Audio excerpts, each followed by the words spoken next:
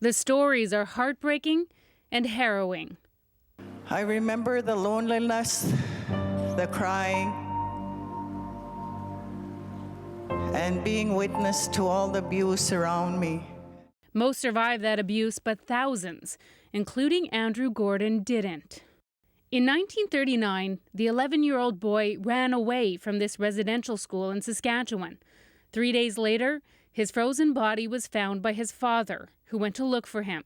The final TRC report documents 3,200 deaths, mainly due to disease and malnutrition. But that doesn't reflect the actual number. Today, the commissioner says he believes it's much higher. Perhaps as much as 5 to 10 times as high as that.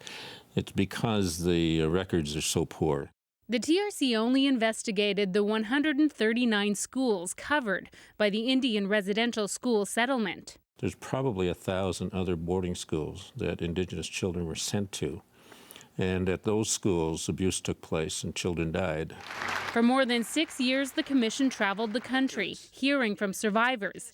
Nearly 38,000 say they experienced physical or sexual abuse, but the commission could find evidence of fewer than 50 convictions, with sentences ranging from a $300 fine to a 16-year jail sentence for one repeat offender. The abuse is just one example of the cultural genocide Sinclair says was part of the government's aggressive assimilation plan, a legacy he says Canada is still dealing with. We talk about the impact residential schools have had upon the number of Aboriginal children that have been taken into care through the child welfare system. Now that the ugly truth has been exposed, Justice Murray Sinclair says the key to reconciliation starts with education. If we can change the way that people talk to and about each other and think about each other in the long term, that's going to change society, and that's what we're really looking for here. Tomorrow, Justice Sinclair will deliver this final report at an event here in Ottawa to an audience that includes Prime Minister Justin Trudeau. His government has promised to implement all 94 recommendations from the report.